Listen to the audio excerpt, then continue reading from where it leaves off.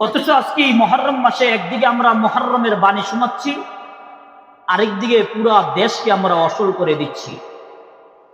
একদিকে মসজিদের মেহরাব থেকে, মিম্বর থেকে মহরমের বয়ান শোনাচ্ছি, বিভিন্ন মিডিয়ার মাধ্যমে হযরত হুসাইন রাদিয়াল্লাহু তাআলা আনহুর শাহাদাতকে নিয়ে শোক প্রকাশ করতেছি।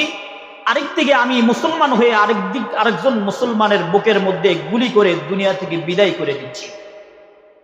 একদিকে ইসলামের কথা বলতেছি, আরেকদিকে ইসলামের বিপরীত কাজ করতেছি। অথচ এই মুহররম মাসের একটা শিক্ষা হলো যে অন্যায়ের কাছে মাথা নত করা যাবে না। রাসূল আরবি সাল্লাল্লাহু আলাইহি ওয়াসাল্লাম দেখতেছেন মুহররমের 10 তারিখে ইহুদিরা রোজা রাখে। আল্লাহ রাসূল সাল্লাল্লাহু আলাইহি ওয়াসাল্লাম বললেন, তোমরা রোজা রাখলে কেন? ওরা বলতেছে যে আমাদের নবী হযরত মূসা আলাইহিস সালাতু ওয়াস সালাম আজকের এই দিনে ফেরাউনের জাল থেকে, চক্র থেকে আল্লাহ তাআলা বিজয় দিলেন এবং ফেরাউনকে শেষ করে দিলেন। শুকরিয়াতান আমি রোজা রাখি, আমরা রোজা রাখি। রাসূল আরবি সাল্লাল্লাহু আলাইহি ওয়াসাল্লাম বললেন, তোমাদের চাইতে তাহলে তো আমরা মূসা নবীর অনুসরণ আরো বেশি করে থাকি। আল্লাহ যদি আমাকে হায়াত দান করে, তোমরা তো রোজা রাখো একটা, আমরা রোজা রাখবো 2টা। কারণ কি?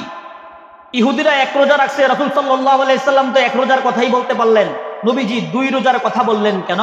কারণ হলো ইহুদিদের সাথে যেন সামঞ্জস্য না হয়। ইবাদত করবেন নবী সাল্লাল্লাহু আলাইহি ওয়াসাল্লাম, ইবাদতের ক্ষেত্রেও ইহুদিদের সাথে মিল রাখলেন না, ব্যতিক্রম রাখলেন যে ইহুদিরা 1 রোজা রাখে আর আল্লাহ রাসূল সাল্লাল্লাহু আলাইহি সাল্লাম 2 রোজার কথা বলবেন। অথচ আজকে পরিতাপের বিষয় হলো আমরা মুসলমান, মুসলমানের সন্তান, মুসলমানদের কালচার ছেড়ে দিয়ে নবী মুহাম্মদুর রাসূলুল্লাহ সাল্লাল্লাহু আলাইহি সাল্লামের আদর্শ ছেড়ে দিয়ে, কোরআনের আদর্শ ছেড়ে দিয়ে, কোরআন মাজিদকে ছেড়ে দিয়ে সমস্ত ইহুদি খ্রিস্টান বেঈমানদের কালচার বাস্তবায়ন করতেছি।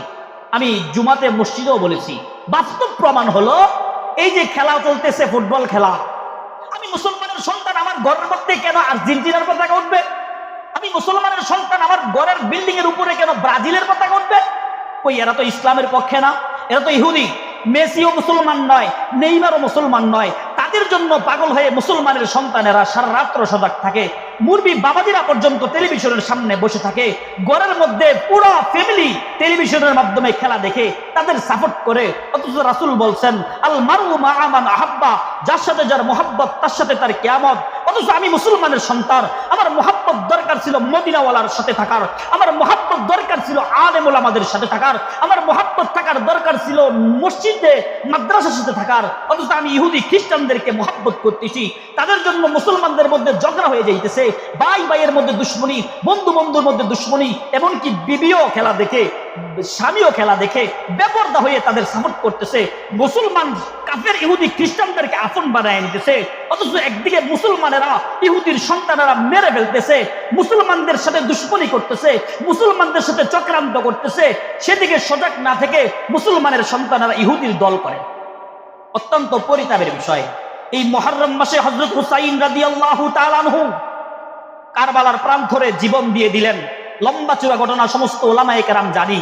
আমি মাদ্রাসার ছাত্রীরা বয়ান শুনতেছে, এই জন্য বলতেছি যে মুহররম মাসে হযরত হুসাইন রাদিয়াল্লাহু তাআলা আনহু আমাদেরকে একটা সবক দিয়ে দিলেন।